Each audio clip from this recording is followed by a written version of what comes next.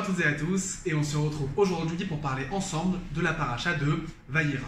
La paracha de Vayera est extrêmement riche, extrêmement intéressante, et elle commence tout de suite par une bonne nouvelle, puisqu'il va y avoir les 3 anges qui sont envoyés par Dieu pour annoncer à Abraham et Sarah, bien qu'ils aient atteint un âge extrêmement avancé, qu'ils vont enfin avoir un enfant. Cet enfant, ce sera Isaac. Et la suite de la paracha nous racontera la rivalité qui va exister entre les 2 enfants d'Abraham. Le premier, c'est Ismaël. Ismaël est le fruit de l'union d'Abraham et de sa servante Agar l'égyptienne en raison de la stérilité de Sarah. Donc Sarah et Abraham ne pouvaient pas avoir d'enfants. Sarah a proposé à Abraham d'avoir une descendance à travers Agar. Et donc cet enfant, ce sera Ismaël. Et puis le deuxième enfant, c'est celui de notre paracha. Celui qui est né dans la paracha, c'est Isaac. Isaac deviendra le 2e patriarche du peuple d'Israël. Cette rivalité, elle va s'exprimer au moment où finalement, Sarah va remarquer que Ismaël a une influence néfaste sur son enfant, sur Isaac, et donc elle va décider tout simplement de dire à Agar et à Ismaël de quitter le foyer d'Abraham, et elle obtiendra l'approbation d'Abraham et de Dieu même.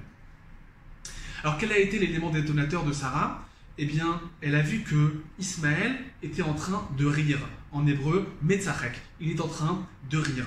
Et on nous disent nos sages, dans le Midrash, à travers le commentaire de Rashi, ils nous diront que le rire d'Ismaël est évocateur de la pratique de l'idolâtrie, du meurtre et de la dépravation des mœurs. C'est quand même assez curieux, parce que le 2e patriarche, Isaac, veut dire aussi rire. Yitzhak, Metzachek. Eh bien, Yitzhak, lui, son nom prend aussi racine dans le mot rire, mais lui, il deviendra le 2e patriarche, tandis que Ismaël, lui, quand il rit, eh bien, c'est l'influence la plus néfaste, et on nous parle de pratique de l'idolâtrie, de la dépravation des mœurs, ou même du meurtre. Quelle est la différence entre les 2 rires ? Pour répondre à cela, je voudrais vous faire partager un éclairage de celui que l'on appelle Manitou, le Rav Yehuda Léon Ashkenazi. Manitou explique que la différence entre les 2 rires, c'est le temps dans lequel il est employé. Ismaël, lui, est Metzachek. Il rit au présent. Rire au présent, ça veut dire quelque part se satisfaire de la situation actuelle. C'est quelque part finalement dire, dédramatiser la gravité dans laquelle se trouve le monde. Rappelez-vous qu'au temps d'Abraham et Sarah, eh bien, on est quelque part dans une reconstruction morale, que le monde est complètement idolâtre, qu'il y a une échelle de valeur qui n'a pas du tout encore été construite et qui est extrêmement difficile à insuffler dans cette réalité. Et bien, face à cela, Ismaël, lui, il rit, ça veut dire qu'il dédramatise, ça veut dire qu'il préfère s'enfuir dans l'illusion, dans un plaisir éphémère et ne pas essayer de changer la situation. Donc le rire d'Ismaël, eh bien, il va s'associer à la dépravation de sa génération à travers les fautes dont on a parlé dans le commentaire. Alors que Yitzhak, le rire d'Isaac, c'est un rire au futur. Yitzhak veut dire « il rira ». Ça veut dire que finalement, Yitzhak, le rire juif, c'est qu'on n'est pas capable d'être véritablement heureux ou d'être complètement heureux tant qu'on n'a pas essayé de changer la situation et tant qu'on n'a pas réussi à la changer. Ça veut dire que le rire d'Isaac, il est porteur d'une ambition, d'un espoir, d'une capacité de dire « je n'accepte pas la situation telle qu'elle est », du moins sans en avoir essayé de la changer, de la modifier, de la faire évoluer, de la changer.